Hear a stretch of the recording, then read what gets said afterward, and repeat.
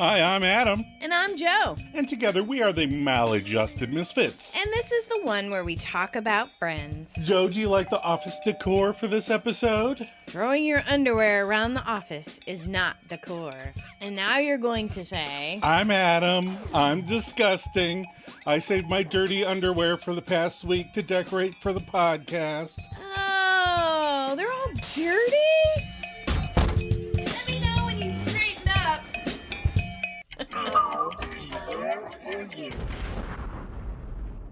Welcome, Misfits, and hello to any new fans that have stumbled across the podcast. Every week, we rewatch the next episode in sequential order because that makes the most sense. And we break it down. And look up trivia. And give our own maladjusted take on the whole sandwich-stealing episode. And we try and make each other laugh. And fingers crossed, one of you two. Oh, yeah.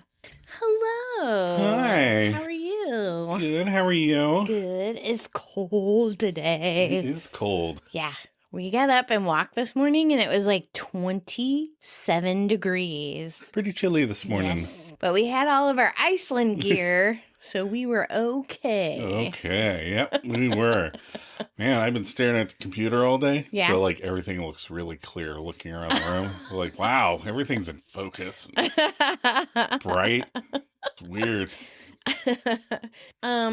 What's the episode we're doing this week? This week we're doing the one with Ross's sandwich.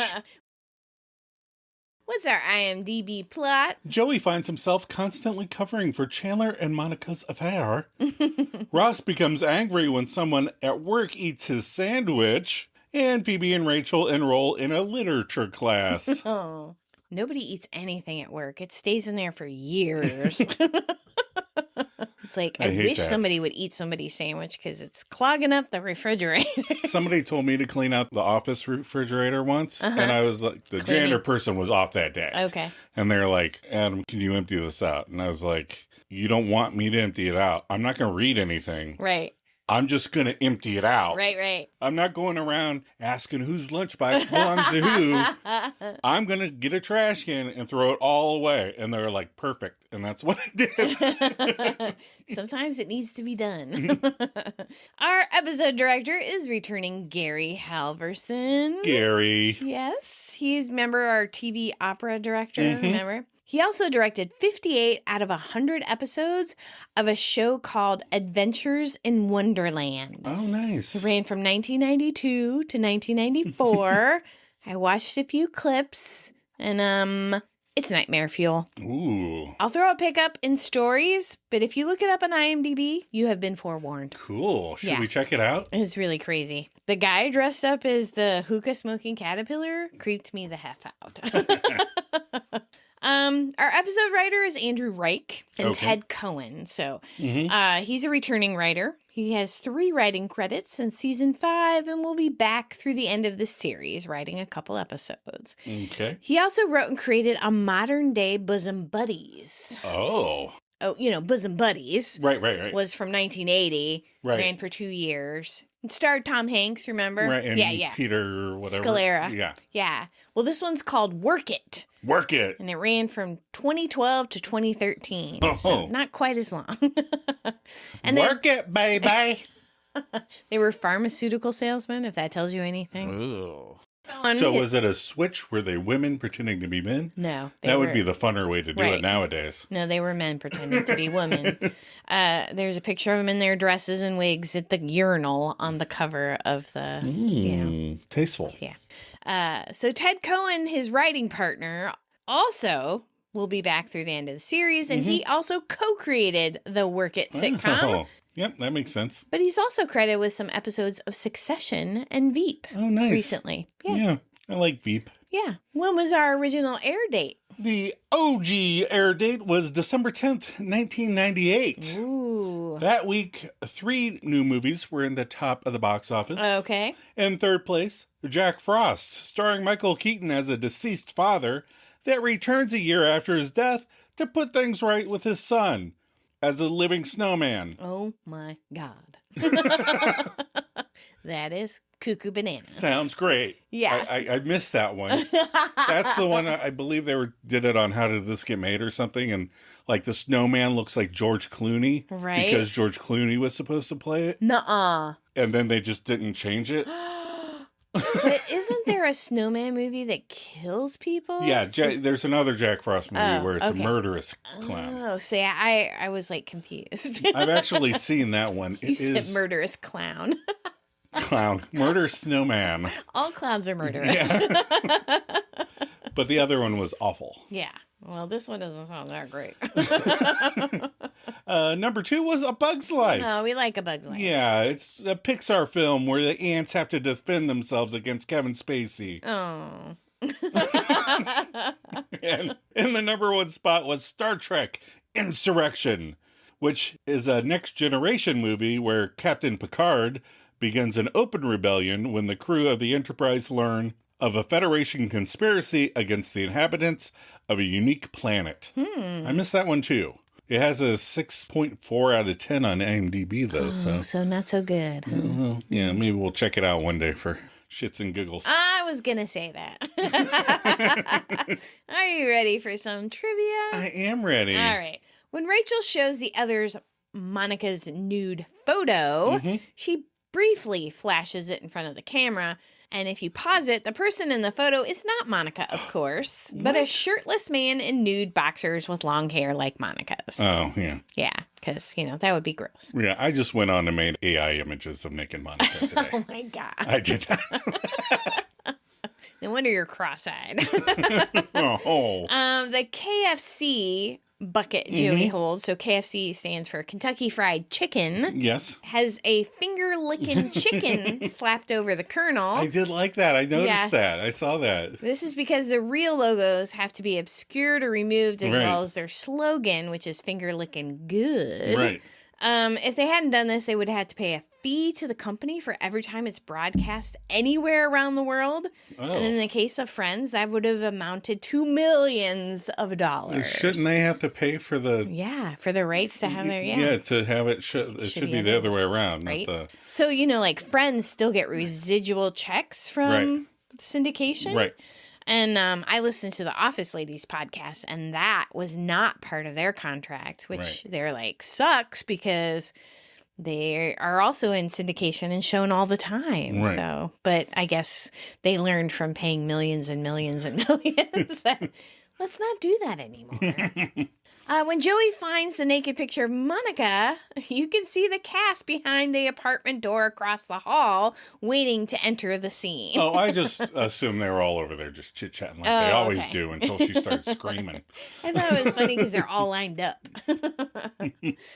Joey shows off his leg that he had shaved to Monica and Chandler. So he shows it to Monica and Chandler after Rachel found Monica's razor and had to lie for them, saying he's playing the role of a woman for a play. Matt LeBlanc actually shaved his leg for this episode. Yeah, you he can would tell. have to. Yeah, it's shiny. Otherwise, don't show it, right? Yeah. The novel which Phoebe reads and Rachel was supposed to have read are Wuthering Heights by Emily Bronte and Jane Eyre by her older sister Charlotte Bronte. And both were originally published in 1847. Yeah, under guy pseudonyms. Yeah. And then when Joey says the line, I'm going to get back to my bucket, there's a very loud, stifled laugh immediately after that that was picked up on the set boom mics. That was one of the crew members cackling off screen and not one of the audience members. So I thought that was funny. I listened to it. I forgot to point it out to you when we watched it before coming up here, but I listened to it on the... That's funny. Yeah. They thought it was hilarious. Get back to my bucket. All right, what are your episode reactions? I'm a fan of this one. Phoebe's taking a lit class that Rachel loses somehow, and Joey's disgusting, and Monica and Chandler shenanigans, and Ross's poor beloved sandwich. I think it's a lot of fun. Yeah, this is one of the iconic episodes of Friends. The "my sandwich" line is a classic, and it's very funny. Right. And it's kind of shows what Ross is. It's kind of a glimpse into Ross. The fact that Ross finally sees a psychiatrist is helpful, but it doesn't seem very long-lived. No. The Joey is disgusting bit is so funny. And Phoebe's and Rach, when she tells her about the cyborgs, cracks me up. Yeah. I would have tried to sabotage Rachel, too.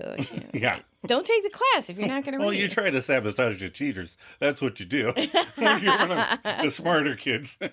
All right, are you ready for some favorites? Mm-hmm. Joe, what's your favorite line? I just love the way Phoebe delivers the, maybe sometime I'll tell you about the time the cop stabbed me, and then they go, Phoebe! And she goes, oh, he stabbed me first! She gets so high-pitched and indignant about it. I'm very defensive.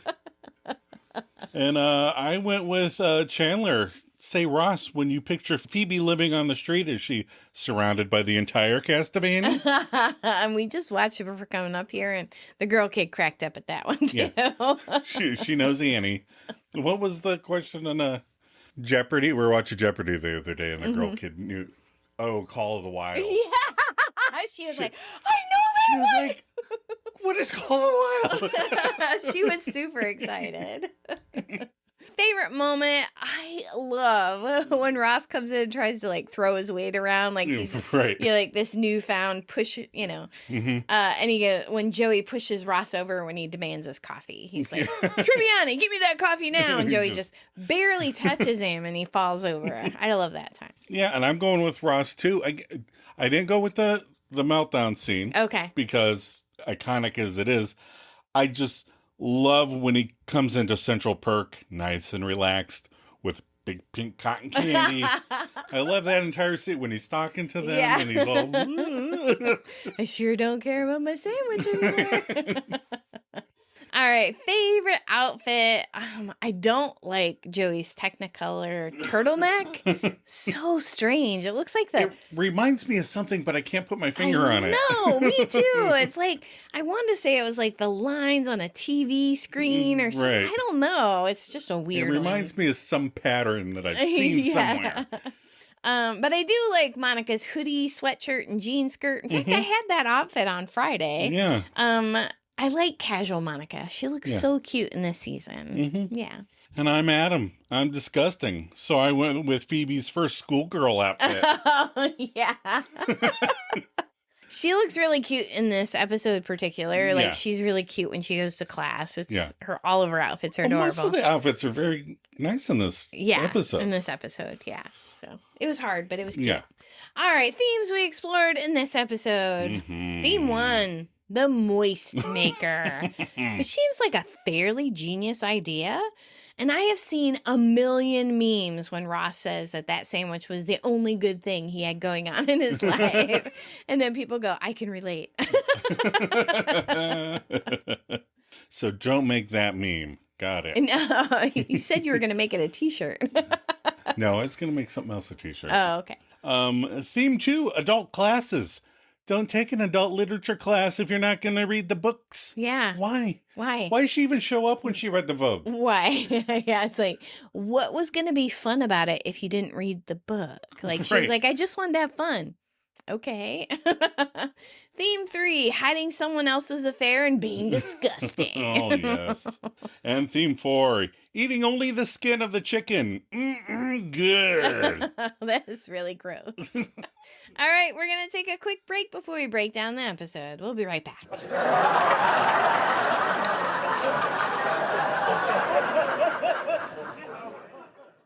Dr. Geller. Yes, Dr. Joe. Do you think you could prepare a report for the team based on your findings regarding carbon dating and other words pertaining to archaeology? Well, hang on, Dr. Joe. Be careful asking Mental Geller here to do things. Read this note that he left on his lunch.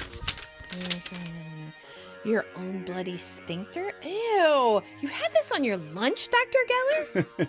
Yeah, I had to keep people from stealing my lunch, you see. Yeah, we pushed back the opening night of that one dinosaur exhibit because Mental Red Ross said his schedule was too tight. Huh. Well, in that case, I can do the report then.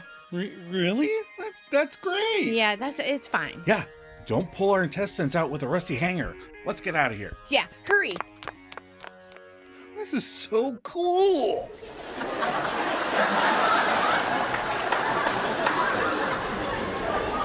All right, we're back. We're back. We're going to start at Monica and Rachel's. The whole gang is eating breakfast. Phoebe is on the couch fidgeting. Phoebe, squirming, says, What am I sitting on? Chandler turns and quips, top of the world, dock of the bay. He tries to think of another one, but he can't. I'm out. Phoebe takes something out of the couch. She goes, ew, undies. Ugh. She throws them into the kitchen, and Rachel picks them up with the handle of a large spoon. Chandler and Monica have horrified looks on their faces, and Joey immediately knows what is what. Yeah. Which is funny, because he usually takes a beat or two, Right. but he automatically knows. They're Chandler's underwear. They did it on the couch. Right. He knows how to put stuff like that together. Oh, okay. If it's sex-related. Right. Sex or sandwich. So whenever you buy like a multi-pack of underwear, there's always a white pair in there. Even for me, I throw them away. Oh. If they're for you, I throw the white pair away. Yeah. If it's for the kids, I pull out the white pair and I throw it away. Because, it's white. It's just asking for trouble. Right. So I avoid it and I toss them. I know it's wasteful, but it's a small price to pay to avoid, whatever. Right. Any questions? One of those questions.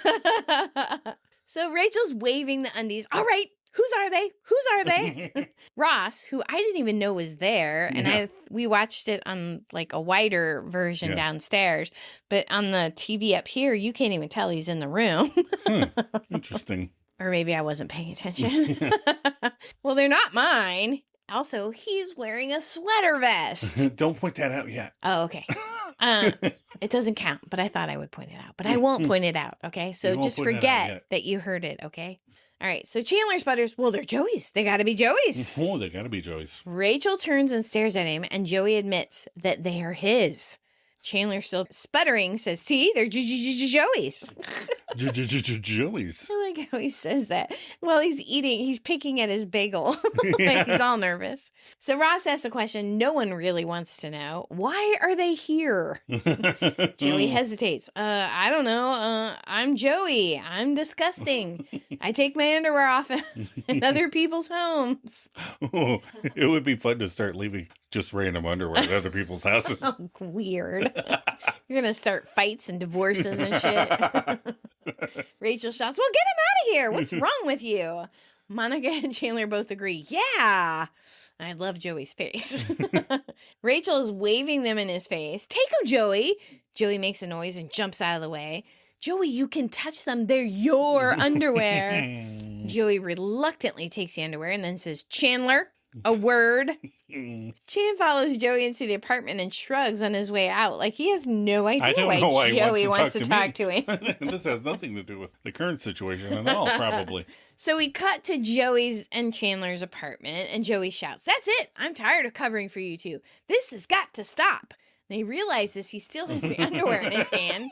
He goes, ah! And throws them towards Chandler's room. And tidy whiteys, what are you, 8? Seriously. Right, that was gross. The Magnadoodle bears a drawing of the moon, stars, Saturn, and a comet. Or maybe it's 31 Atlas. Only conspiracy nuts know for sure. So Monica enters thanking Joey so much. Thank you. Joey yells, hey, no, you're not welcome. Okay, look, I hate this. You guys keep embarrassing me, he says to Monica. Yesterday, Rachel found your razor in our bathroom, and I didn't know what to say, so I said it was mine, and I was playing a woman in a play. One thing led to another, and he puts his leg up on the chair, and he pulls up his pant leg to reveal his now shaved legs. Oh. Monica, inspecting his leg, goes, wow, and around the ankles. That's a tough spot. Yeah, it was. Joey agrees. All right, listen, I can't. Chandler interrupts him. All this lying has been hard on us, too. Joey goes, oh, yeah, I bet the sex makes it easier. Chandler and Monica, oh, yeah, actually. Then Joey has a cut line. Meanwhile, I get Rachel shoving your underwear in my face and asking me when she can come see me, an ugly woman. It's the opposite of pretty woman.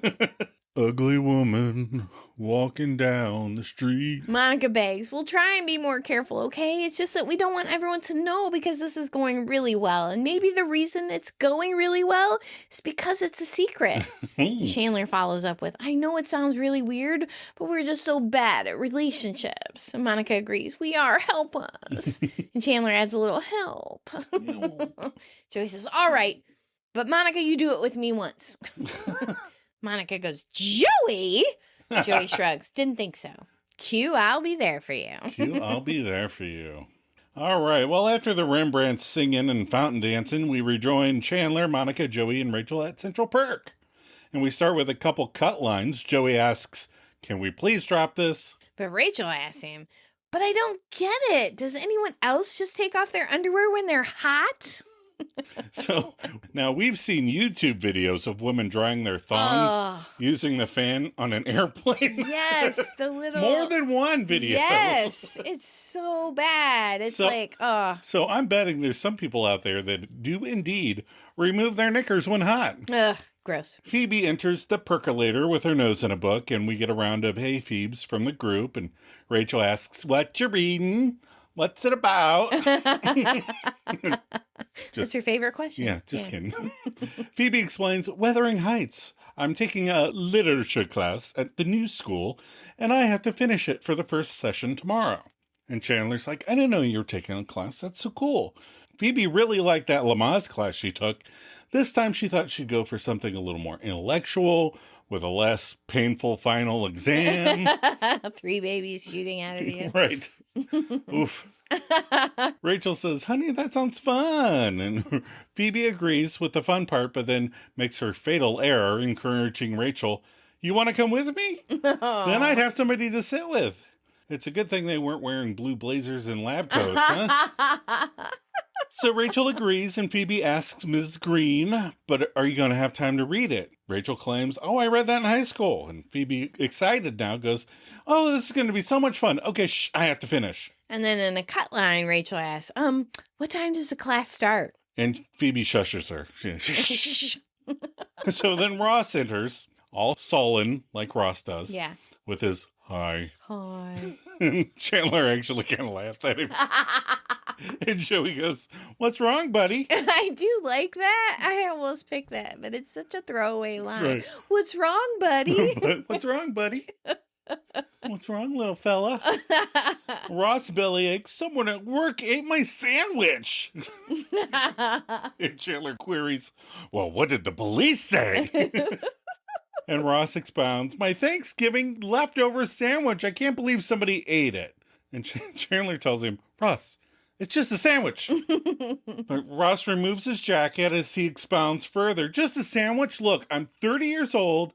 I'm about to be divorced twice, and I just got evicted. That sandwich was the only good thing going on in my life. Someone ate the only good thing going on in my life. That's the t-shirt. Yeah. And all of their shocked expressions are fun here.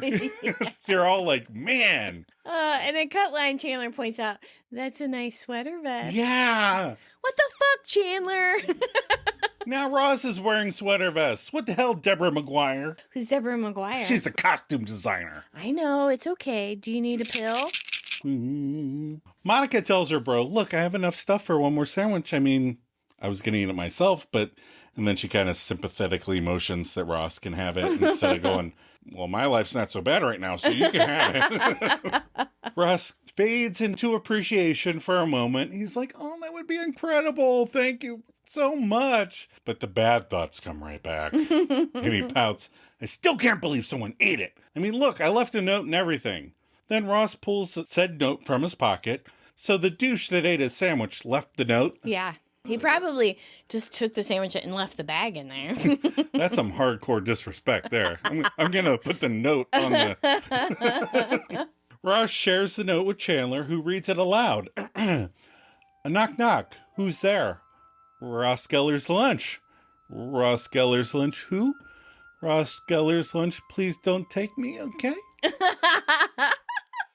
Chandler has some fun with that reading. Poor Ross. Yeah. Joey tells him, I'm surprised you didn't go home wearing your lunch, which right. I think we're all on board with that. Phoebe clarifies, okay, look, you want to hold on to your food, you got to scare people off. I learned that living on the street. So do the homeless have shared refrigerators that they leave their lunch pails in? No, but, if you have, this is my spot on the corner, right. Take it. Ross lays out his expectations for Phoebe's note. Really? So what would you say, Phoebes? Like, keep your mitts off my grub? To which Chandler quips, Say, Ross, when you picture Phoebe living on the street, is she surrounded by the entire cast of Annie? It's a hard knocks life for people whose March makers get eaten by coworkers. But Phoebe is like, no, you little bitch. And she writes a proper note saying, okay, this will keep them away from your stuff. And the gang lean over to read the note and go, whoa! Oh! She's an angry elf. Monica comments, Phoebe, you are a badass. And Phoebe is quite proud of herself and remarks, someday I'll tell you about the time I stabbed a cop. A shocked Monica questions, Phoebe? Well, he stabbed me first! So, Joe, notes to leave on food in the fridge. Did you ever need to do that? And if so, do you have any suggestions? No, I just put my name on it. And nobody ever stole it? You. Not our fridge.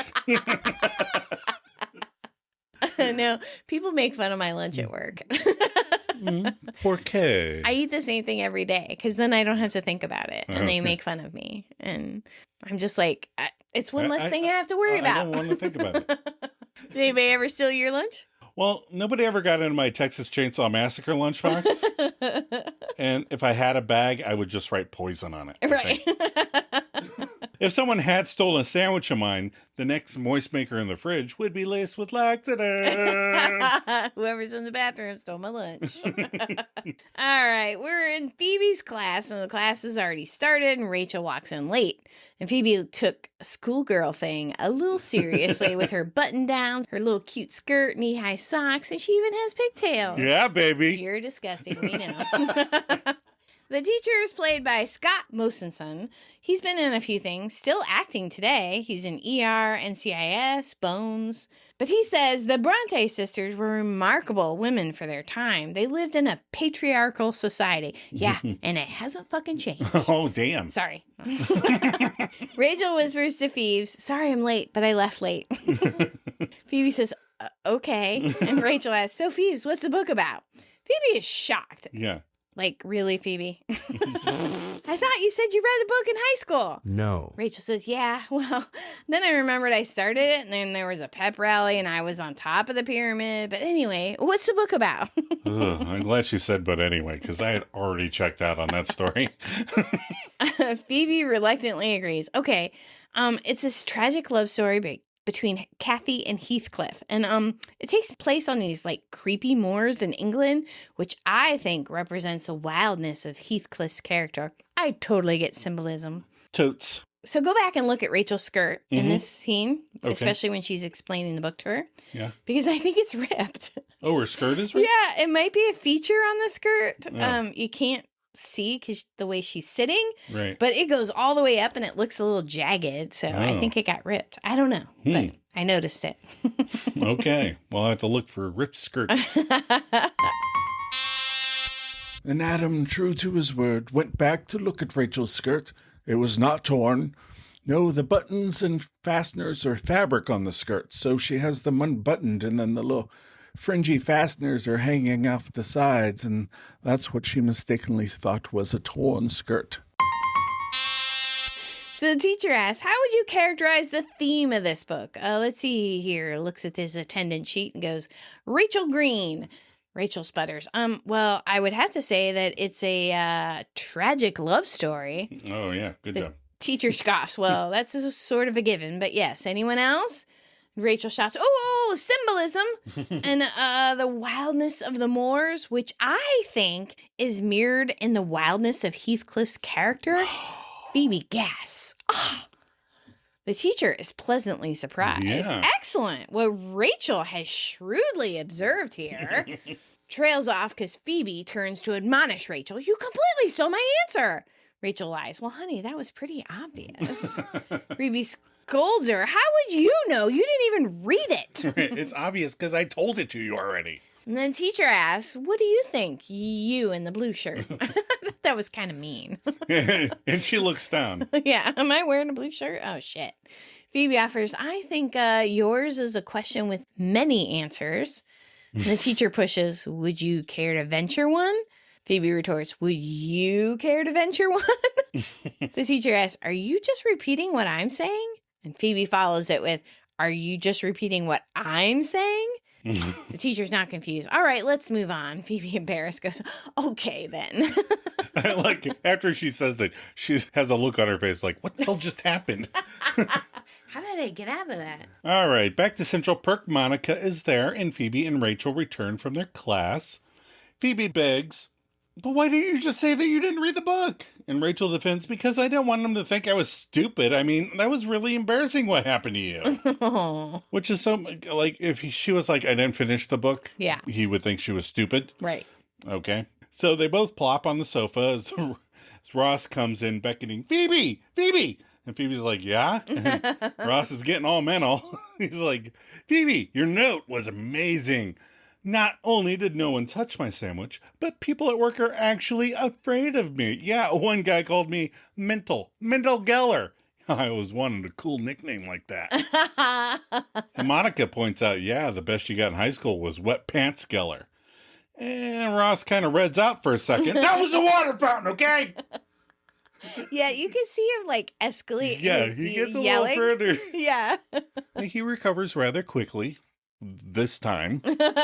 He's like, people are writing reports for me. They're pushing back deadlines to meet my schedule. I'm telling you, you get tough with people, you can get anything you want. And at that moment, Joey walks by with a cup of coffee. And Ross, he wants that coffee. So he takes his dominant tone. Tribbiani, give me that coffee now.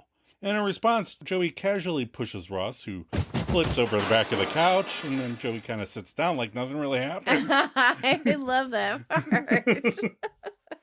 I'm sure Ross wasn't hurt.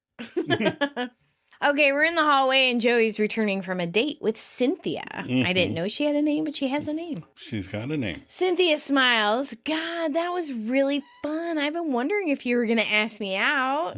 Joey sexily says, so are you still wondering? Cynthia, seeing the first red flag, goes, yeah. No, we just went out. Yeah. Joey goes, you're smart. I like that. Yeah, that wasn't going to last anyway. He goes to open the door to his apartment, finds it locked, and he's getting out his keys. Chandler and Monica quickly jump up from making out on the living room floor and run to Chandler's bedroom. Yeah. The apartment has about 20 candles burning all over the place. Yeah, and I think a set guy had to hurry and move a pillow because when Chandler runs out, a fringy pillow lands near one of the candles. Oh. And in the next shot, it's moved away to somewhere else. It's like, safety, safety, safety.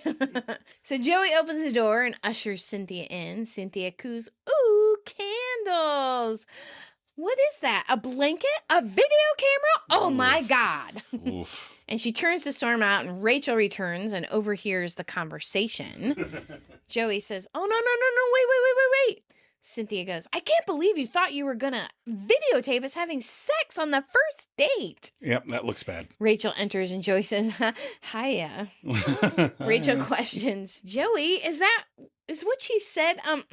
Oh my God, you were actually gonna...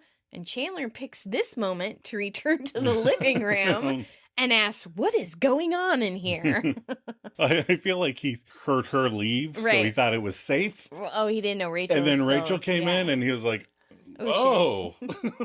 And Rachel scolds Joey, and with Chandler in the next room. What are you, sick?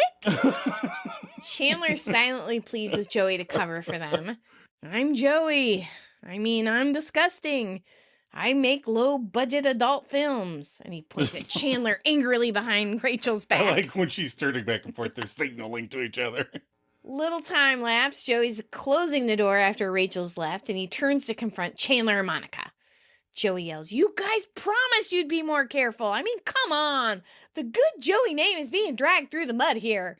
I'm not so sure it was that good to begin with, but... Mon-Chan says... It's definitely getting worse throughout this episode. It's true. He was always a ladies' man, but... Monica and Chan say they're so sorry. Joey shouts, well, I'm telling everyone about you. That's the only way to explain the underwear and the video camera. It doesn't make me look like a pig. Chandler begs, no, wait. There's got to be a better explanation. You can tell them you had to make an adult film for your adult film class. I feel like I'd get yelled at for a James Franco joke here. Oh, ow. Yeah, don't do it. So Joey, almost convinced, says, yeah, I like that. But no, how does that explain why Rachel found my underwear at your place? That Chandler doesn't know. Joey says, well, get ready to come out of the non-gay closet. Monica, please. Okay, wait, please. I promise we'll come up with something. Just give us a little more time. Joey goes, all right, but you better make me look really, really good. He starts for his room, but then turns and says, oh, and the video camera? Nice. Everything else aside, good job, Chandler. All right, now we go to the Museum of Prehistoric History break room. This is a different break room. It looks like the Blue Blazers have to eat behind the building now. Oh, in the parking lot. Ross is in the break room eating lunch. Today's lunch is a salad, and he has a container with, and this is just a guess, looks to have 10 Oreos in it. Really? A Yeah. salad and 10 Oreos. That's a good lunch. Well, there's another bowl with something else. You can't see through that because it was okay. yellow. But the one Tupperware container looked like it just had Oreos in it. Oh, that's funny. So his boss walks in. This is a Dr. Leadbetter. Yeah, he better lead. Better. He's like, Ross, may I have a word with you? He's a little standoffish at first. But Ross is totes relaxed right now. He's like, yeah, of course, Donald. And the doc sits at the table with Ross, and Dr. Leadbetter's like, we've been getting reports of some very angry behavior on your part. And Ross is like, what? Like, he's shocked. Yeah. And then the doc is like, threatening letters, refusal to meet deadlines. Apparently, people now call you mental. And Ross laughs, shaking his head. Yeah.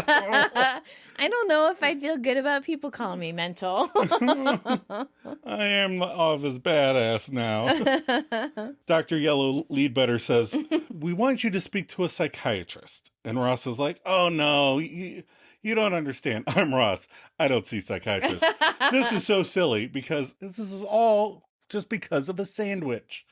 And Dr. Leadbetter laughs now. He's like, oh, a sandwich? And he kind of relaxes. Mm-hmm. He's thinking this might all just be a misunderstanding.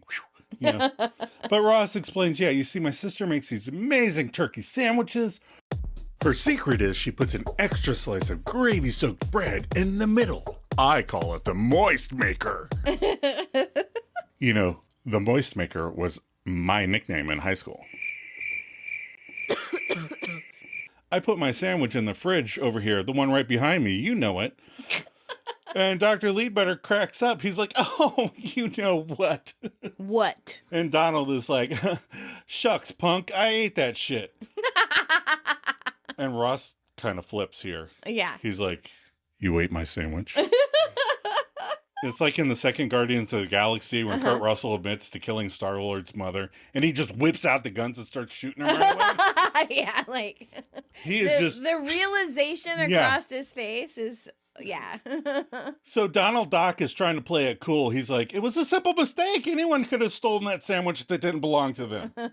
And Ross gets redder. Oh, really? Did you confuse it for your own turkey sandwich with the moist maker? Did you perhaps see a note on top of it?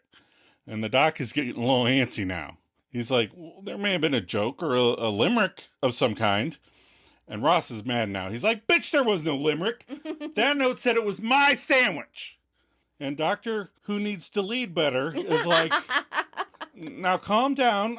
Come look in my office. Some of it still may be in the trash. Yeah, a day later, a half-eaten sandwich would be a good consolation to this conversation. Ross stands up. He's like, what did you just say? And the doc is like, well, it was quite large. I had to throw most of it away. And this is when Red Ross goes full tilt mental now.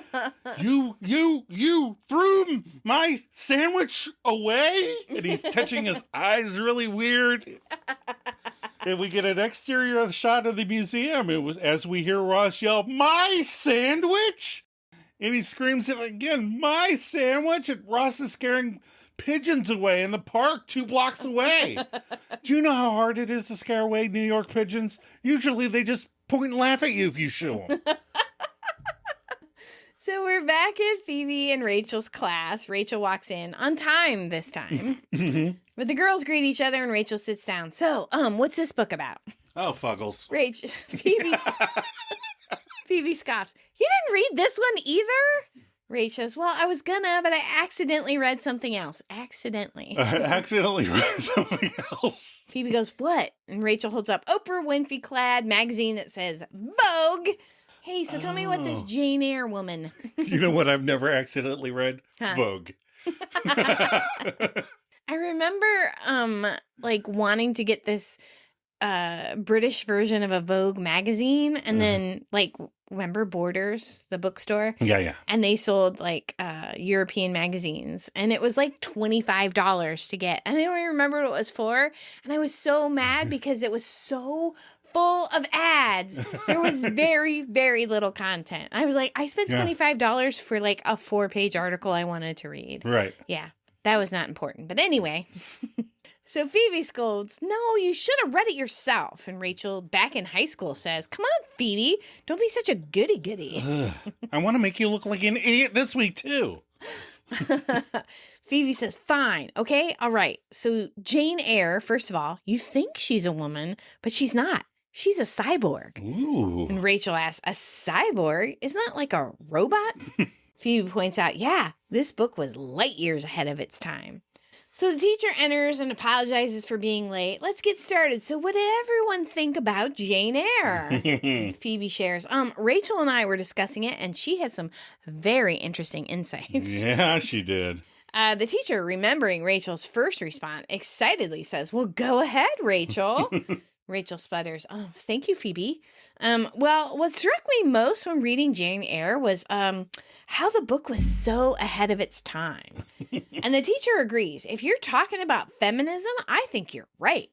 And I would have stopped here. That is it. Do not say anything else. If you get a good response, you shut up after that. But 30 years ago on a sitcom, Rachel cannot hear us. Nope. So she follows with, feminism, but also the robots. If you're talking about feminism, I think you're right. Back to Central Perk, Chandler's on the couch and Monica just entered and joins him. They hate one another. And Monica's like, okay, since the video camera thing didn't work out, I thought I would give you a little preview. Ooh. And Mon hands him a Polaroid. So a Polaroid was a camera that would just print instant photographs for back when people wanted printed photographs of things. And Chandler gasps, you're naked in this picture. And Monica catchphrases, I know. Then Ross comes wandering in whilst eating his pink cotton candy. Monica gives Chandler a nudge and he hides the picture in his magazine. And Ross is looking a little relaxed for your average Geller. And he kind of spills himself into the chair. He just kind of starts eating his cotton candy, and Chandler kind of interrupts the eating of the cotton candy, going, Ross? And Ross kind of looks over and goes, oh, hey, Chandler. And then his eyes drift over, and he goes, Monica? And Monica asks, Ross, are you okay? And Ross enlightens him, I'm fine. I saw a psychiatrist at work today. He sounds really like... Yeah, it's hungover. Yeah. Or stoned. And Monica's like, why? Gellers don't do that. And Ross admits, on account of my rage. And Chandler denotes, which I may say, right now is out of control. And Ross tells him, oh, he gave me a pill for it. And Monica questions, a pill? And Ross tells him, when the psychiatrist told me I had to take a leave of absence because I yelled at my boss, I started to get worked up again. So he offered me a tranquilizer, and I thought it was a good idea. So I took it. And Monica wants clarification. Wait a minute. They're making you take time off work? And Chandler goes, and you're okay with that? Ross shrugs. I don't know. It's going to be weird not having a job to go to for a while, but I definitely don't care about my sandwich. And then in a cut line, Chandler admits, yeah, I hate it when they make me see the shrink at my office. He's always like, oh, maybe your colleagues would like you better if you like yourself better. Who needs that? And Monica tells him, you do. I know. So we're back at Monica and Rachel's. Rachel and Phoebe are returning from class. And Rachel enters angrily. Oh, that was so embarrassing. I can't believe you let me go on and on like that. So she just took it from there. Yeah, she just ran with it. If she'd have just said, light years ahead of its time, end of sentence. Right. It would have been fine. And Phoebe smiling goes, I'm sorry. It was just so funny when you started comparing Jane Eyre to RoboCop. Rachel shouts, that was not funny. I am no bird, and no net ensnares me. I am a free human being with an independent will. Is that from Jane Eyre? Yeah. So Phoebe equally shouts, well, I snapped, okay? You weren't taking the class seriously. And Rachel asks, Phoebe, come on, what's the big deal? I thought this was going to be something fun we could do together, you know? I thought it would be fun. Oh, stop saying fun. Phoebe goes, yeah, fun is good, but, you know, I also wanted to learn. You know, people are always talking about what they learned in high school, and I never went to high school.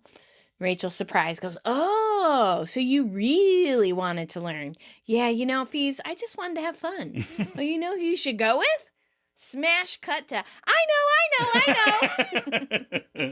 In the class, Monica has taken Rachel's spot, but she is not sitting with Phoebe. She's at the front of the class. Yep. Monica's yelling and waving her hand in the air. I know. And the teacher, already struggling, goes, Monica, you asked the question. She sits back defeated, and Phoebe groans with disgust. I got a Hermione Granger up in this bitch.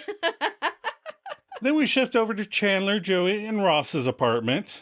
Joey is returning to his homestead while carrying a bucket of chicken and a gallon of soda. You see the size of that? That's the giant cup they had before? Yeah, in the Pete's Ultimate Fighting Champion. Yeah, if I had that thing, I would have a hematoma in the rectus and transverse abdominis muscles. And that's a 7 quote.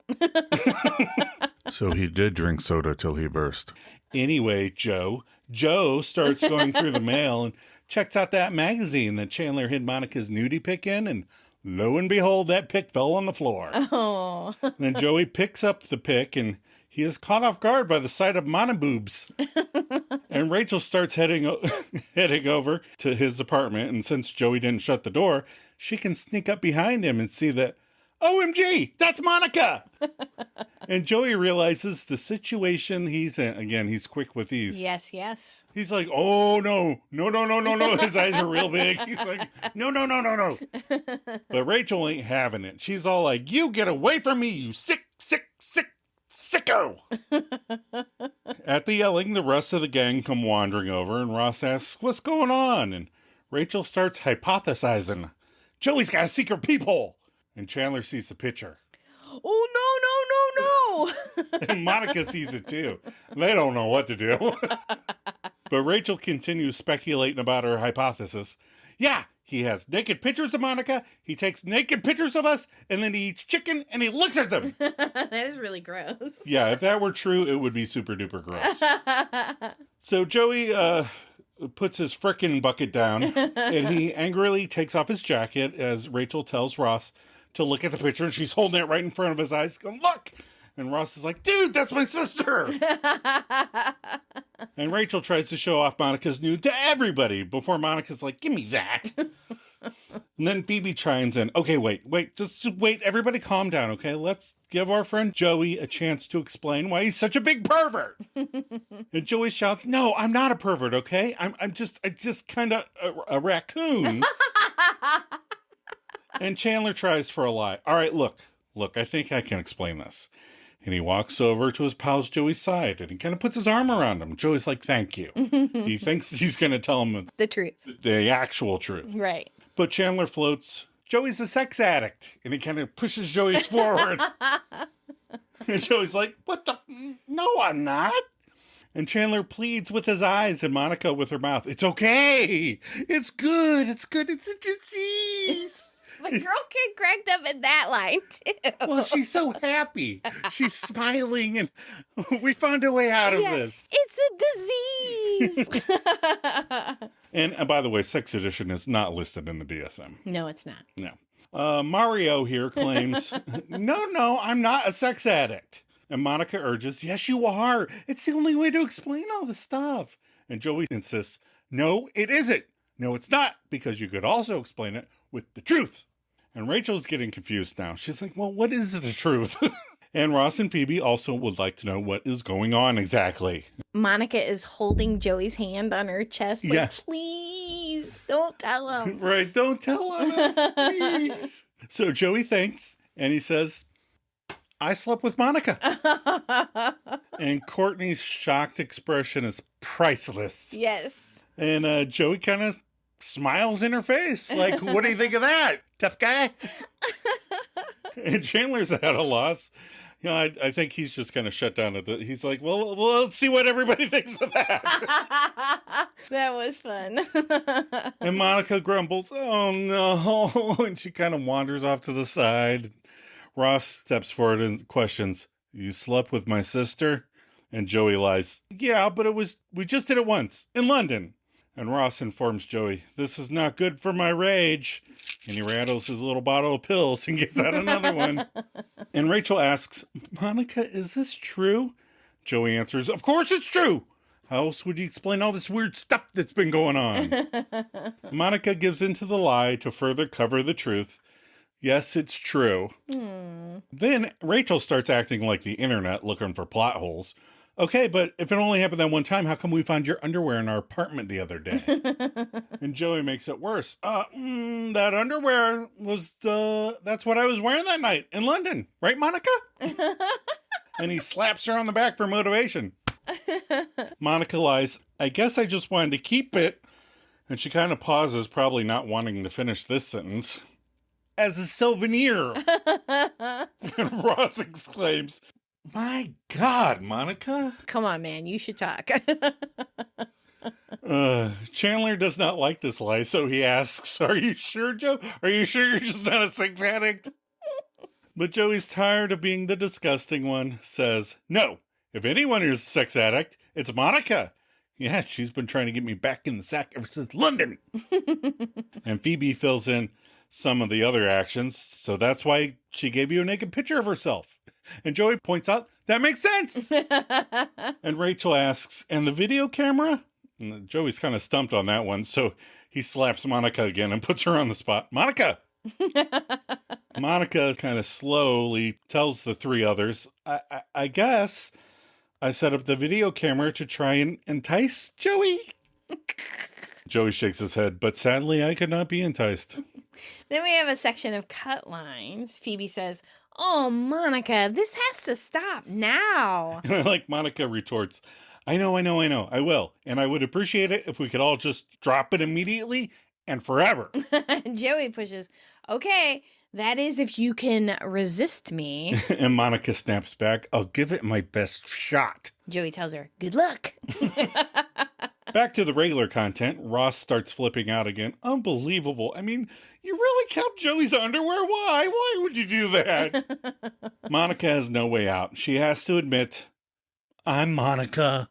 I'm disgusting. I stalk guys and keep their underpants. Oh, Joey gloats. Well, I think we all learned something about who's disgusting and who's not, huh? All right, now, I'm going to get back to my bucket. I'm only eating the skin, so the chicken's up for grabs. Joey is disgusting. But at least he offered some to his friends. Yes. Now we're at the tag, Monica and Phoebe's class. The class has ended and Phoebe is talking to one of her classmates. I really thought you were making a good point. I mean, until you got cut off.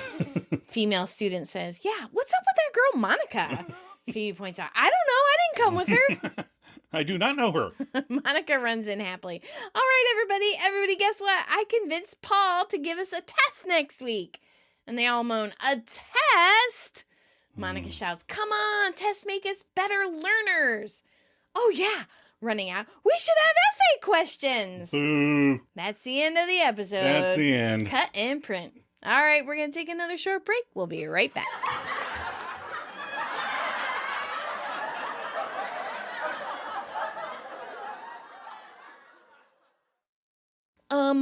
Ross, may I have a word with you? Yeah, of course, Donald. We've been getting reports of some very angry behavior on your part. What? Threatening letters, refusal to meet deadlines. Apparently people now call you mental. Yeah. We want you to speak to a psychiatrist. Oh, no, you don't understand. This is so silly. This is all because I'm at a place in my life where the leftover turkey sandwich is the only good thing I have in my life. A sandwich? Yeah, you see, my Monica makes these amazing turkey sandwiches. Her secret is she puts this extra slice of gravy-soaked bread in the middle. I call it the moist maker.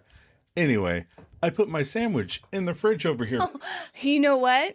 What? I'm sorry. I believe I ate that. You ate my sandwich? It was a simple mistake. It could have happened to anyone. Oh, really, motherfucker? Did you confuse it with your own turkey sandwich with a goddamn moist maker? No. Do you perhaps remember seeing a note on top of it? There may have been a joke or a limerick of some kind. That said it was my fucking sandwich! So now calm down. Come look in my office. Some of it may still be in the trash. What the... Are you fucking kidding me? Well, it was quite large. I had to throw most of it away. You threw my sandwich away?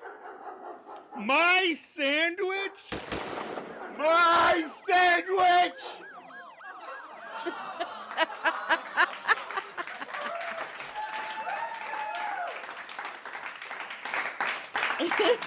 All right, we're back for the wrap-up. We're back. What did you learn from this episode? Joe, what did you learn? Monica is a little risque. Video camera, naked pictures. We also find out later that Richard had a video too. Bow chicka wow wow. Oh, She's down for just about anything. you're Joe. You're disgusting. I didn't do it. Monica did. I learned that Ross will only see psychiatrists if forced to. Monica and Chandler preferred a very strange lie over the truth. And Joey will buy a full bucket of chicken for the skin. That's just not good economics. What are your final thoughts? Ross's boss is a D-bag. Yeah. You don't steal other people's food. Yeah, and then act like it's no big deal. Yeah. I feel bad for Ross. The coming to grips with his unraveling was mishandled and glossed over, but it was a sitcom and not an after-school special. Right. But I feel bad. I pity Ross. I pity the fool. What's our sweater vest tracker? Well, the prior count was 2. Yeah. The episode total was Ross wore 1 and Chandler wore a suit vest, so 0. We're still at 2 on episode 9. And then we said the Magnadoodle had the picture of the sun and the stars and the Saturn planet and a comet. And so, what's our rating for this episode? Well, the episode rating is a 9 out of 10 stars with 6,700 ratings. So, pretty good. All right. So, we've been doing this for 3 years, and I'm not very good at remembering to post and say, hey, this is our upcoming episode. What does everyone think? So I'm hoping listeners will just write in. Maybe I'll just forget to edit the second half of the podcast. No, don't do that. So I went on IMDb, and I did find a funny review. It's not like a glowing review, but it's funny, and I thought you should read it. So okay. Here you go. All right. This is Jay Paponi from last week, right? Oh, is it the same guy? I think so. Oh, okay. Well, he's down on the episode. The title of the piece is, "This is by no means a peak, like a mountain peak, but all downhill from here." So it is a peak. Yeah, because there has to be a peak for it to go downhill. Right. All right. This is what he wrote. So, I put my finger on that 2 episodes ago, the decline of Ross was apparent. I did not realize that the unraveling of both Ross and the show followed so closely to the illusion. The one that he had made, apparently. I'm not sure what that means. It's over, folks. The show is on a steady decline quality-wise from here on out. Funny? Sure. There's question marks on both those. Right. It will give you what you want and expect. I hate when shows give me what I want. Right. All I want is funny entertainment and to relax. It will now become the mass appeal TV show, ellipses, where it loses essence. It loses its essence. But the chair is the essence. And becomes something with no style, no substance, just fast food, cheap, low-brow chuckles. I don't think it ever redeems itself. I think, like the Titanic, its fate is sealed, and it's just a matter of time until it finally descends into the abyss. Cheers! Yeah, he's a negative Nancy. Yeah, no, it's definitely not the decline. I mean, the funniest episodes are yet to come, I think. I mean, the one where everyone finds out is like the top rated episode. Yeah. So I think he jumped the gun. Like if he was watching, Like if he was watching him in order, but I mean, why would he? I mean, he got the decline of Ross, right? You know, Well, Ross again, I have different. It depends on what you're grading. I start to really like Ross now because he's so nuts. Yeah. I'm fine. They really let him off the leash. So, all right, people, if you don't want to hear negative reviews about your favorite TV series, then you need to write into the Maladjusted Misfits and give us your take on the episode. All right, Adam, what's next week's episode? Next week is the one with the inappropriate sister. Mm-hmm. Phoebe makes holiday solicitation even more annoying when guarding her handout bucket. Mental Geller wreaks havoc upon Chandler and Joey's lives. And Rachel and the audience become uncomfortable with Danny's close relationship with his sister. Yeah, it's a funny episode. It is. I think it's fun. I do too. You think, okay, that's the worst it could get. And then you're like, damn, I'm waiting. Okay, nope. It got worse. It got real bad. Yeah. All right. Are you ready for some maladjusted content? I am ready. Yeah. So we watched a couple more movies this week. It's a shocking surprise. We watched Guillermo del Toro's Frankenstein. It's Frankenstein. It was really good. Yeah. Yeah, it was really good. I love Oscar Isaacs, and he's just, I don't know, he's just so like over emotional. And he's so, the first time I saw him was in Drive, and he's got a little role in that. And I was like, that guy's fucking amazing. Yeah. And then if you would have told me like years later that was the guy from Drive, I'd have been like, what? Right. But I love Oscar Isaacs. Yeah. He's in it. And it's just a really cool spin on the story. And I really enjoyed it. Yeah. Yeah. And next we watched Sisu. And I don't know what that means, but it was really good. It said in the beginning, it's an untranslatable word for like courage and, or, overcoming great odds or whatever. This guy was fucking awesome. Yeah, he's amazing. So if you're looking for that triumph over aversion type story and the main character doesn't say a lot, then you will like this movie. It's like World War II John Wick. Yes. Yeah, that's a good way to put it. But he's really good, and there's a Sisu 2 coming out. Yeah, that's why I thought, because I asked you when I watched it if you want to watch it way back when, and you're like, no. And then you started, and I was like, I think I've seen this before, and then we got to a part, and I was like, yeah, no, I have not seen this before. No, I actually turned and went, so do you still think you saw this? No. And you're like, no, I have not seen it. And then we talked the girl kid into watching Fantastic Four. Yep. And I thought it was really good. I have not seen all the other versions of Fantastic Four. Right. So this was the first one I watched, and maybe it's because I like everyone in it so much, all the actors in it. I don't remember hating the very first one. It just wasn't that great of a effort. And then I never saw the sequel to that one, and then there was another one. But I enjoyed it. I thought it was good. Yeah. I thought it was good. It was a very cute movie. Yes, exactly. It's not like soul searching in any way. It's not deep or thought provoking. Right. It's just a fun popcorn movie. Yeah. And it was fun. Yeah. And then you talked me into watching Smile. Yeah. But you, and then he asked me like at 8:00 at night if I wanted to watch Smile 2. All scary movies have to be watched between 1 and 4 p.m. Once the sun goes down, I'm not interested in watching scary movies. That makes winter watching really hard. Yeah. Because after Smile, we didn't watch anything else and went to bed. And you should have said something. I know. I forget because I'm not always, I don't care. Something fun. after, even if it's just stupid videos. I like Right, it to just gets you in a different mood, Yeah, and yeah. I'm fine going to bed thinking about. Yeah, no, not me. What kind of monster can I put in a story? So we had quite the movie watch this week. Yep.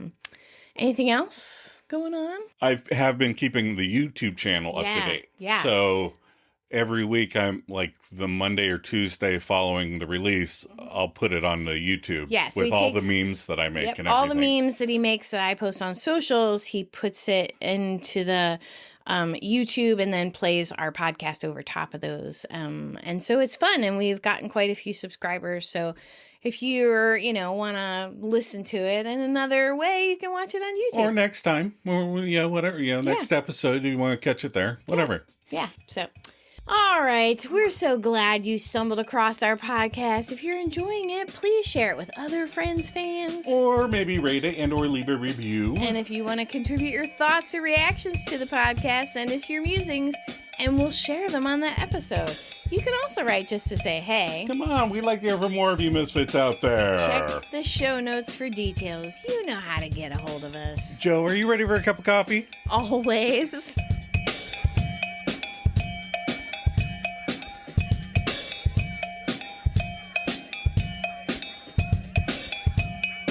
I'm Monica. I'm disgusting. I stalk guys and keep their underpants.